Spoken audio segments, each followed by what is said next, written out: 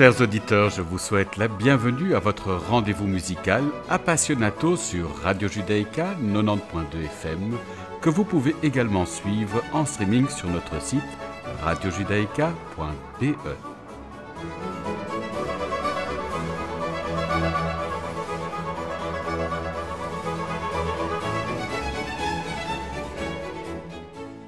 Nous avons l'immense plaisir d'accueillir aujourd'hui François Lazarevitch qui vient nous présenter son dernier album dédié à la musique de Carl Philipp Emanuel Bach. Cette interview a été réalisée à distance.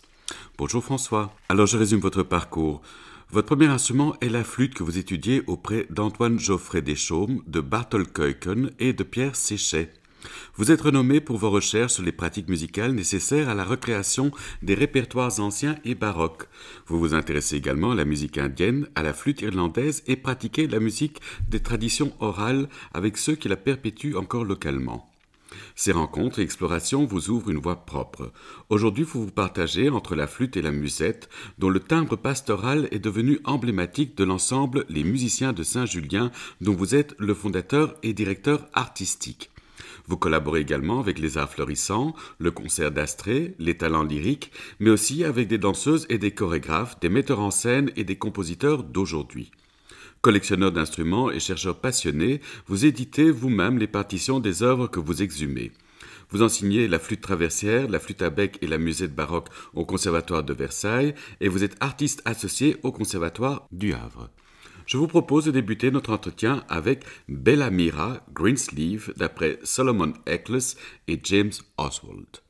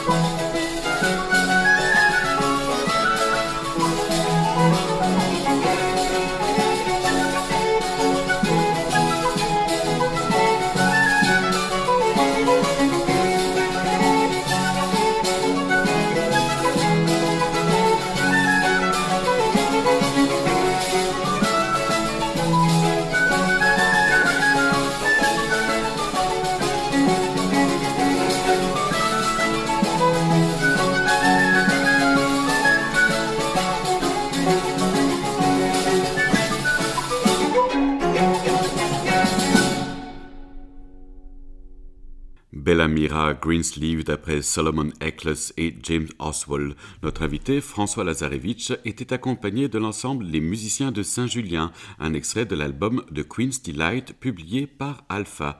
Alors dites-nous François, venez-vous d'une famille de musiciens ? Je ne suis pas d'une famille de musiciens, mais ma mère est une musicienne amateur et en réalité elle a toujours regretté de ne pas avoir pu devenir elle-même musicienne, ou en tout cas d'avoir pu pratiquer sérieusement un instrument quand elle était enfant. Et bien sûr, une des premières choses qu'elle a faites quand ma sœur et moi étions enfants, c'est de nous permettre de pratiquer la musique le plus tôt possible. Et alors, comment s'est fait votre rencontre avec la flûte ? La rencontre avec la flûte, alors elle s'est faite un petit peu par hasard. D'abord, c'était avec la flûte à bec, parce que je voulais devenir trompettiste. Et comme j'étais trop petit, j'avais 5-6 ans, eh bien, le directeur du conservatoire à l'époque où j'étais, qui s'appelait Alfred Levengut, m'a dit tu vas jouer de la flûte à bec. Alors c'est ce que j'ai fait, hein. Moi, je n'avais pas trop, j'avais pas trop le choix, presque, on pourrait dire. Et un peu plus tard, j'ai quand même joué de la trompette. Je joue aussi du clavier, enfin. Et puis à l'âge de 15 ans, je suis rentré au conservatoire de Paris, enfin au CNR de Paris, dans la classe de flûte à bec. Et c'est là que j'ai découvert toute la richesse de l'interprétation de la musique ancienne, avec Daniel Brebia, qui était mon professeur à l'époque. Et puis ensuite Antoine Geoffroy de Chaume, qui était un pionnier de la musique ancienne. Et ça m'a fasciné. Et donc, à partir de là, eh bien, je me suis intéressé je me suis mis à la pratique de la flûte traversière baroque, et puis un peu plus tard, vers 20 ans, au cornemuse. Je dois dire que la flûte à bec, c'est un très bon instrument pour débuter la musique, mais aussi, évidemment, il a tout un répertoire, j'en joue toujours, bien sûr, tout un répertoire de musique de chambre, de concerto, enfin. Mais c'est surtout que ça permet de jouer des instruments de tailles différentes, des doigtés différents, de s'adapter à différentes façons de souffler, et aussi, quand on joue en ensemble, de jouer la basse, de jouer le dessus, de jouer des parties intermédiaires, donc d'avoir tous les rôles qu'on peut imaginer, d'être au service d'un soliste, ou alors au contraire de se faire accompagner. Et je crois que c'est très très formateur, et c'est très important, ça. Et alors de manière générale, quels étaient les héros musicaux de votre jeunesse ? Les héros de ma jeunesse, eh bien, il y en a plusieurs. Le premier, c'est Maurice André. Je l'écoutais quand j'étais vraiment très jeune, tout enfant, puisque je voulais être trompettiste, et donc j'admirais beaucoup la sonorité, et puis le brillant, évidemment, du son de la trompette aussi. J'avais des cassettes de concertos pour trompette, ou des duos pour trompette et orgue. Et puis, plus tard, vers l'âge de 15 ans à peu près, enfin au lycée, j'écoutais Hariprasad Chaurasia. Et Hariprasad Chaurasia, c'est un des immenses musiciens indiens de l'Inde du Nord, de la musique hindoustanie. Et j'avais une immense admiration pour lui.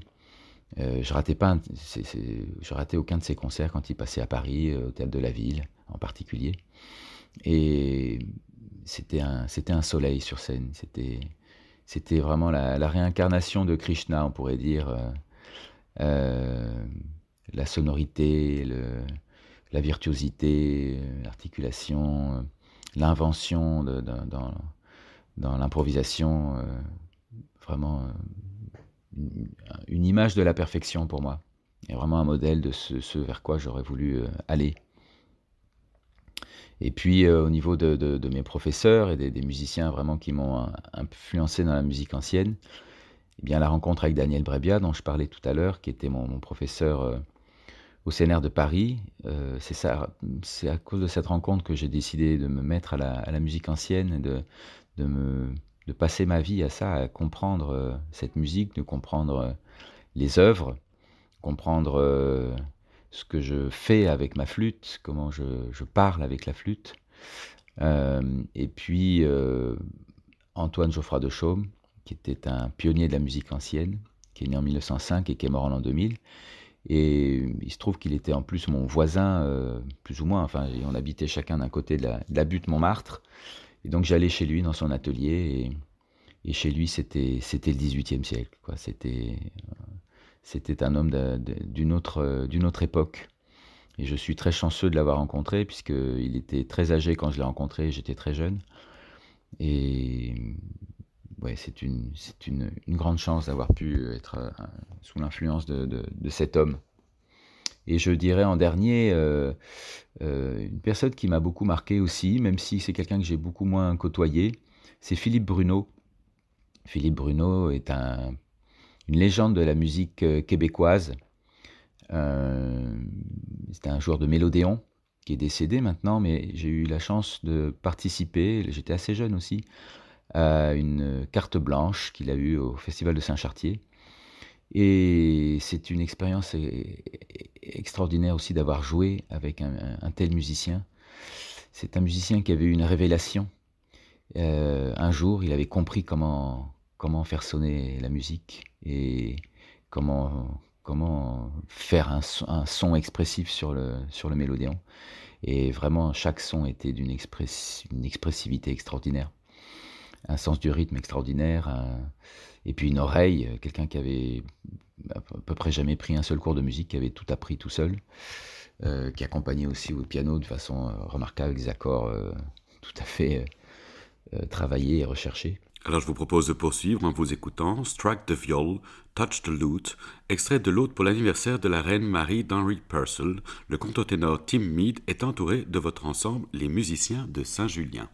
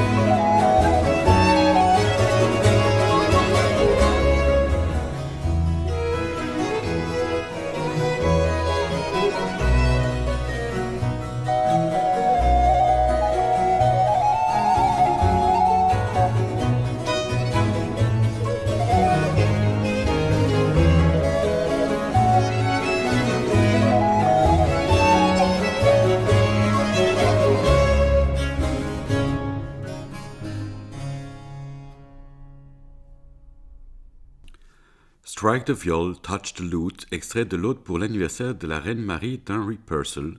Le contre-ténor Tim Mead était entouré des musiciens de Saint-Julien, un extrait de l'album Purcell Songs and Dance paru chez Alpha. Alors dites-nous François, comment est née l'aventure de l'ensemble des musiciens de Saint-Julien? Les musiciens de Saint-Julien me sont un petit peu tombés dessus, si je puis dire.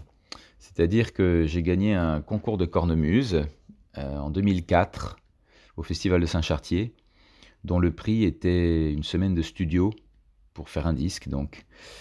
Et j'avais pas forcément de plan de carrière ou d'idée de monter un ensemble. Ce qui m'intéressait, c'était la musique, les instruments, comprendre la musique, comprendre ce qu'on fait, comprendre chaque note qu'on joue, donner un sens à chaque note. Et bien donc pour faire ce disque, j'ai réuni des musiciens et j'ai réfléchi à un projet. Et donc le projet initial qui a suscité la création de cet ensemble, c'était 1000 ans de cornemuse en France. Une série de 7 programmes, 7 disques qui ont été réalisés en une dizaine d'années. Et les musiciens de Saint-Julien eh bien, ont trouvé leur nom comme ça. Saint-Julien, ça fait référence aux ménétriers. Saint-Julien était le patron de la confrérie des ménétriers à Paris. Et cette confrérie, qui est apparue en 1321, c'est-à-dire au Moyen-Âge, et qui a perduré jusqu'à la fin du XVIIIe siècle, eh bien, réunissait, les confréries, c'était c'était un peu les syndicats de l'époque qui réunissaient la profession, qui régissait, qui donnait les règles de l'apprentissage et aussi de la pratique. Et donc, comme toutes les confréries, ils avaient un saint patron. Et le saint patron, c'était Saint-Julien. Donc, c'est une référence. Et ces ménétriers, eh bien, c'était des musiciens danseurs. C'est-à-dire qu'ils étaient tout à la fois danseurs et violonistes en général. C'est-à-dire qu'on ne faisait pas de distinction entre la danse et la musique. C'était considéré comme une pratique globale. Et je trouve très intéressant cette notion justement de ne pas être spécialiste, mais d'avoir au contraire une vue large sur les choses et d'imaginer que les orchestres étaient remplis de danseurs. Tous les violonistes étaient danseurs et tous les danseurs étaient violonistes. Et c'est ça qui me motive dans cette... c'était en tout cas ça qui me motive à l'époque, et c'est encore une motivation bien sûr, c'est de cette recherche du mouvement dans la musique, et que la musique sonne d'une façon, on pourrait dire, naturelle, spontanée. Et alors, comment décririez-vous l'ensemble des musiciens de Saint-Julien? Les musiciens de Saint-Julien, c'est un ensemble de musique ancienne qui joue donc sur instruments anciens, en tout cas sur des copies d'instruments anciens. Et il y a aussi souvent un ou deux ou plusieurs chanteurs avec nous. C'est un ensemble à géométrie variable, puisqu'il s'agit de répondre aux besoins de projets qui sont très divers et qui sont parfois très spécifiques. Par exemple, musique ancienne d'Irlande, musique ancienne d'Écosse, airs de cour. Parfois, on a fait aussi la musique médiévale, c'était il y a longtemps. Des mélodies du 19e et du 20e siècle, avec des musiques traditionnelles. Enfin, voilà, donc c'est très divers, parce que moi-même, je m'intéresse à beaucoup de choses différentes. Et donc, parfois, les effectifs changent. Mais bien sûr, il y a un noyau dur de musiciens avec qui je joue depuis maintenant de nombreuses années, plus de 10 ans parfois. Et sur scène, on est souvent entre 5 et 8, mais depuis quelques années, on étoffe l'effectif avec Purcell et puis avec Vivaldi aussi, Concerto Vivaldi. Nous avons commencé à aborder le répertoire orchestral et lyrique. Et puis maintenant, aussi par le biais de la résidence que nous avons au Volcan, nous sommes parfois 20, 30 pour jouer des odes de Purcell, pour jouer les concertos brandebourgeois, enfin pour jouer le répertoire baroque, orchestral et lyrique. Alors justement, je vous propose de faire place à Vivaldi avec l'Allegro non molto du deuxième concerto en sol mineur opus 8, Le Printemps. Notre invité, François Lazarevitch, est entouré des musiciens de Saint-Julien.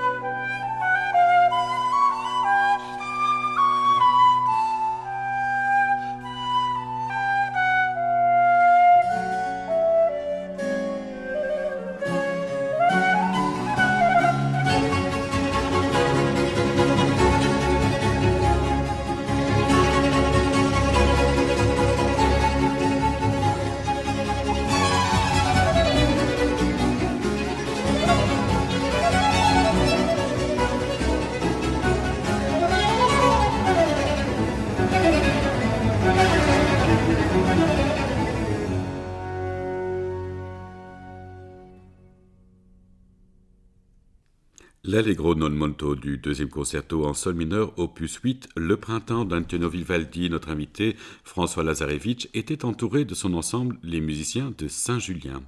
Alors dites-nous François, un mot revient souvent dans votre discours, c'est celui de cadence. Pouvez-vous nous expliquer en quoi il revêt une importance fondamentale? En effet, le mot cadence, il est important parce que c'est un terme d'abord qui est à peu près méconnu dans la musique ancienne et dans l'enseignement du conservatoire. Jamais on n'utilise ce mot-là, si ce n'est pour désigner une fin de phrase, une ponctuation dans la phrase musicale s'appelle une cadence. Mais là, c'est un autre sens dont il s'agit. La cadence, dans les musiques traditionnelles, c'est la qualité d'une musique qui fait qu'elle donne envie de danser quand on l'écoute. Et c'est aussi une qualité du musicien. On dit que tel musicien a la cadence. Ça veut dire que quand on dit « Ah ben lui, il a la cadence », ça veut dire que quand il joue, eh bien, il donne envie de danser aux danseurs. Et c'est évidemment la qualité primordiale du musicien traditionnel qui est là en premier lieu pour faire danser, pour animer les bals. Et je sais que des danseurs m'ont dit, des danseurs écossais notamment, m'ont dit que quand un danseur n'a pas la cadence, ils se font ils se font mal au mollet. Enfin, voilà. Et donc ça peut vraiment, c'est physique, c'est une réalité physique cette cadence. Et je pense que toute musique est dansante en réalité, toute musique est mouvement. Et si on ne retrouve pas cette énergie dans la musique ancienne, eh bien, ça veut dire qu'on récite une leçon. La cadence, c'est le fait de ne pas réciter une leçon, c'est de donner à la musique cette énergie. Et j'ai eu la chance, grâce à ces musiques traditionnelles, au début de ma pratique musicale, de rencontrer des musiciens qui avaient cette cadence, c'est-à-dire qui jouent, quand ils jouent, on a l'impression d'un bulldozer qui avance et qui ne reculera pas. Voilà, cette assurance du tempo, c'est quelque chose qui se travaille petit à petit, c'est une recherche. Et c'est comme je compare ça à la pression du sang dans les veines, ou à la sève dans l'arbre. Vous voyez, si le cœur ne pompe pas, eh bien, il n'y a plus de pression dans les veines. Et évidemment, quand il n'y a plus de pression dans les veines, eh bien, il n'y a plus de vie. Oui, la métaphore est vraiment parfaite. Je vous propose de vous écouter seul cette fois-ci. Donc voici la deuxième fantaisie en la mineur de Georg Philipp Telemann.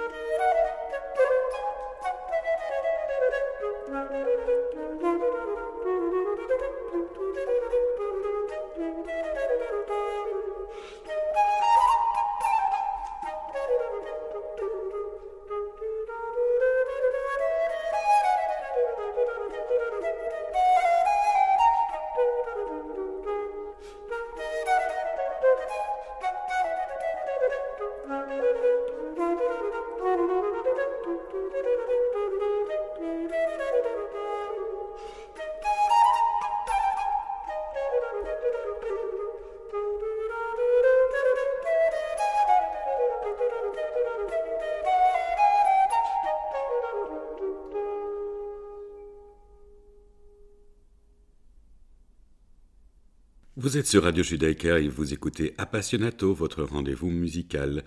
La deuxième fantaisie en la mineur pour flûte sans basse de Georg Philipp Telemann dans l'interprétation de notre invité.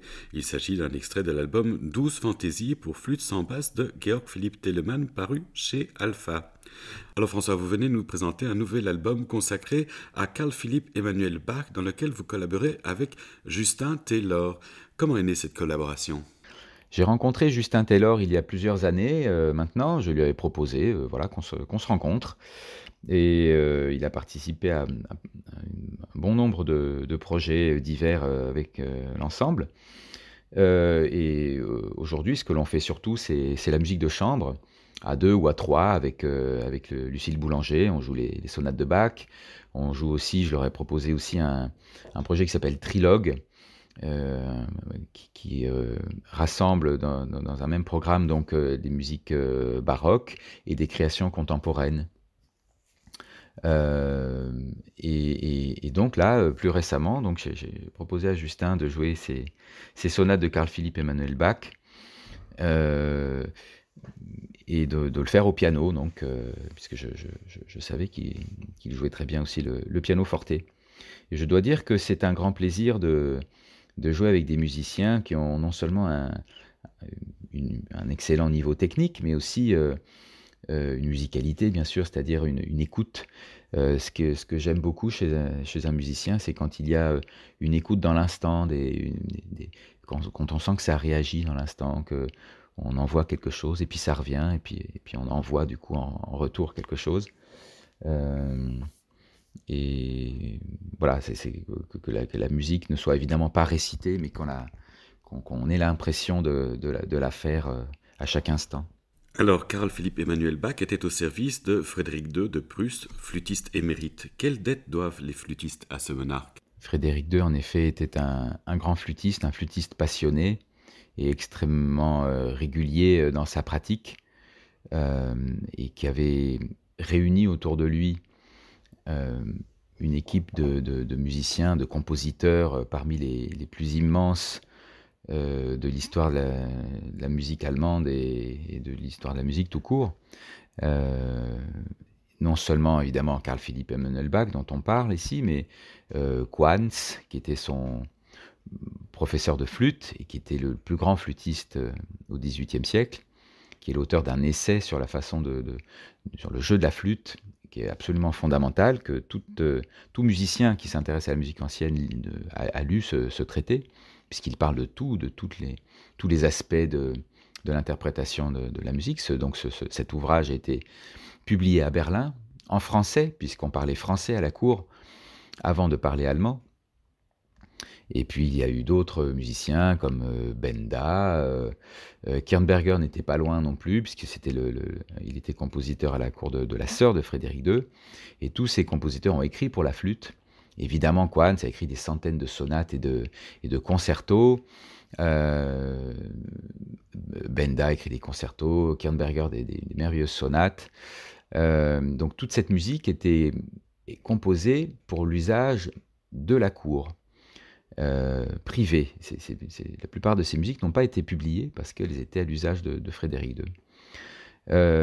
Et ce style musical qui a été développé à ce moment-là est tout à fait particulier, et en particulier Carl Philipp avec le Sturm und Drang, avec cette émotion,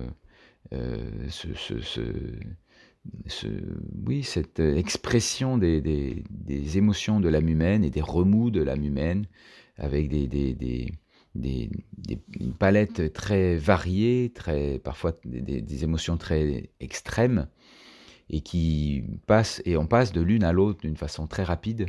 C'est une chose tout à fait particulière et qui est tout à fait extraordinaire dans cette musique, et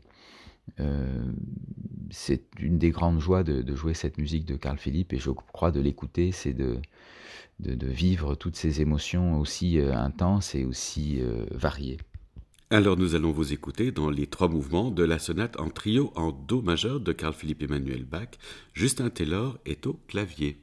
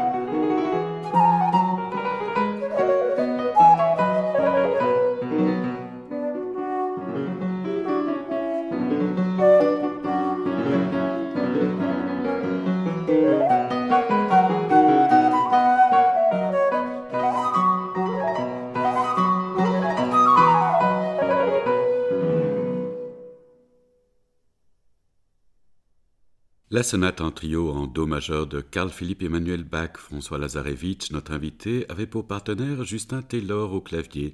Il s'agit d'un extrait d'un nouvel album paraissant chez Alpha. François, nous avons comme tradition de convier notre invité à partager avec nos auditeurs un morceau de son choix. Qu'aimeriez-vous nous faire entendre ? Je voudrais vous faire entendre le prélude en mi mineur de Chopin par Alfred Cortot. Je suis extrêmement sensible à l'art de l'interprétation d'Alfred Cortot. Je trouve qu'il y a une émotion extraordinaire dans chacune de ses interprétations. Et je crois que cela vient en particulier de son art de décaler les mains. C'est-à-dire que constamment, la main gauche ignore ce que fait la main droite ignore ce que fait la main gauche. Bien sûr qu'elle ne l'ignore pas, puisque c'est le même cerveau qui commande aux deux mains, mais il y a une indépendance. Et entre parenthèses, alors cette indépendance, aujourd'hui, elle est perdue. C'est-à-dire que il est très rare qu'un pianiste décale les notes de la main droite par rapport aux notes de la main gauche, dans un but expressif. En général, on joue les deux en même temps. Et je suis persuadé que l'interprétation, la musique, que ce soit la composition musicale ou la façon de l'interpréter, sont des révélateurs d'une société, d'un univers, d'un biotope. Et je pense que cette liberté-là, elle est importante, parce que quand on perd la liberté dans la musique, c'est peut-être qu'on a perdu quelque chose au niveau de la société. Et donc je pense que le rôle de l'interprète, du musicien, il est tellement important. En tout cas, il y a quelques années, je pouvais dire ça, et c'était peut-être des mots, mais là, je je le sens vraiment très profondément, je crois le vivre ça. C'est-à-dire l'importance qu'il y a d'abord d'interpréter des musiques géniales, en tout cas des musiques, qu'elles soient, ou même parfois des musiques simples, mais qui ont ce qu'il faut pour faire du bien, c'est-à-dire qui sont un discours structuré, un discours qui, quand on l'entend, nous structure nous-mêmes, nous remet à l'endroit. Un peu comme une séance de gym remet le corps à l'endroit, eh bien, écouter une musique nous remet aussi à l'endroit à un certain niveau. C'est-à-dire interpréter un discours qui n'est pas là pour nous manipuler, mais qui est là au contraire pour simplement révéler la beauté du monde. Et sur le plan de l'interprétation, je crois qu'il est fondamental d'arriver à trouver cette vérité dans la façon de dire la musique, d'exprimer une note, la vérité de chaque note que l'on joue, qui est à l'opposé de simplement, comment dire, à l'opposé de faire des manières, à l'opposé de mettre trop de sucre, à l'opposé de faire un effet. Parce que si on a besoin de faire des effets pour intéresser ou pour épater la galerie, je pense que là, on est dans le domaine de la manipulation. Et je crois qu'il est important que le musicien soit dans la vérité pour toujours intéresser son public, pour le captiver, mais sans réellement le manipuler, sans simplement de le captiver par l'émotion qu'il peut lui donner, grâce à cette vérité de chaque note, quand chaque note est à sa place, quand chaque note exprime ce qu'elle doit exprimer. Voilà. Et pour moi, Cortot, c'est ça, c'est-à-dire que c'est le naturel à chaque instant. Et voilà, ça, j'admire. Alors écoutons ce prélude par Cortot, ce prélude de Chopin par Cortot.